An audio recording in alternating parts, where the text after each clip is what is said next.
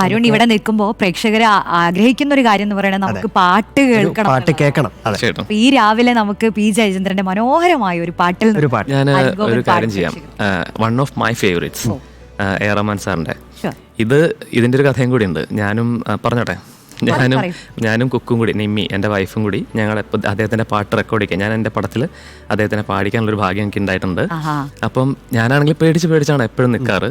ബഹുമാനമുണ്ട്, സന്തോഷം, സ്നേഹമൊക്കെ ഉണ്ട്. അപ്പം കുക്കുന് ഇതിനെ വലിയൊരു ഐഡിയ ഒന്നുമില്ല. അപ്പം കുക്കുവിനും ഇഷ്ടമാണ് കന്നത്തിൽ മുത്തമുട്ടാൽ എന്ന ഫിലിമിലെ പാട്ട്, ഭയങ്കര ഇഷ്ടമാണ് അദ്ദേഹം പാടിയത്. അപ്പോൾ നേരെ ഇരുന്നിട്ട് ആ പാട്ടെന്താ പാടുമോ എന്ന് ചോദിച്ചു. അപ്പം ഞാനങ്ങോട്ട് വിറച്ചു. അതായത് എന്താ പറയാന്ന് അറിയില്ലല്ലോ, എന്താ തരാ എന്ന് ചോദിച്ചു. അപ്പം ചിരിച്ചു. ഇടുവാ എന്ന് പറഞ്ഞിട്ട് മൊബൈലും എടുത്തോ, നിങ്ങളെ സെൽഫി എന്താ എടുക്കണ്ടേ ചോദിച്ചു. വീഡിയോ ഇങ്ങനെ വെച്ചിട്ട് പറഞ്ഞോളൂ പറഞ്ഞിട്ട് കൂടെ ഇരുന്ന് പാടി തന്നു. എന്താ കമ്പോസിഷനിലെ അതിനെക്കുറിച്ച് കുറേ നേരം സംസാരിച്ചു. അപ്പോൾ ഞാൻ ഒരിക്കലും വിചാരിച്ചില്ല നമുക്ക് വേണ്ടി അത് പാടിത്തരും എന്നൊന്നും വിചാരിച്ച പോലില്ല. ആ പാട്ട് റെക്കോർഡിങ്ങിന് മുന്നെയാണ് പാടിത്തന്നത്. അപ്പോൾ അപ്പോഴും കൂടി എനിക്ക് പേടി, അത് കഴിഞ്ഞിട്ടാണെങ്കിൽ എന്തെങ്കിലും പറഞ്ഞാലും കുഴപ്പമില്ല. ആ സോങ് തീർച്ചയായിട്ടും ആദ്യം പാടാൻ പോകുന്നത് അല്ലേ?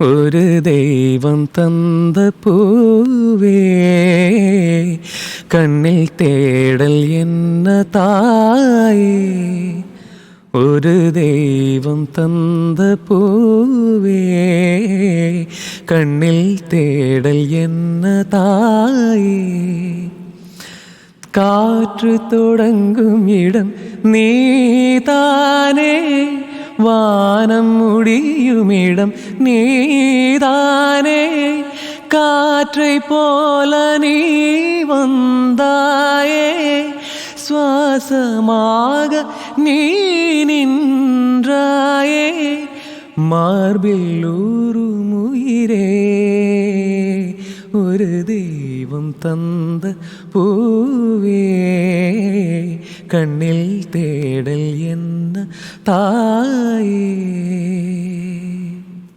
എന്തൊരു ഫീലാണല്ലേ ഭാവഗായകന്റെ അതേ ഭാവങ്ങളൊക്കെ അദ്ദേഹം പാടുന്ന പോലെ ഒന്നും പാടാൻ there is no singers.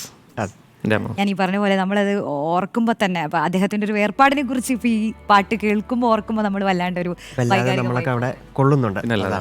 ഇപ്പോഴും അങ്ങനെയല്ല. അന്നത്തെ കാലഘട്ടത്തിൽ സ്ട്രോങ് ആയിട്ടുള്ള ദാസാറെ പോലത്തുള്ള ഭയങ്കര സ്ട്രോങ് ആയിട്ടുള്ളൊരു സിംഗറൊക്കെ നിൽക്കുമ്പോഴും ഇദ്ദേഹത്തിനെ പോലത്തെ ജയചന്ദ്ര സാറ് അല്ലെങ്കിൽ എം ജി സാറൊക്കെ വളർന്ന് വരിക എന്ന് പറഞ്ഞാൽ അദ്ദേഹത്തിൻ്റെ ഒരു യുണീക്നെസ് കൊണ്ടാണ്.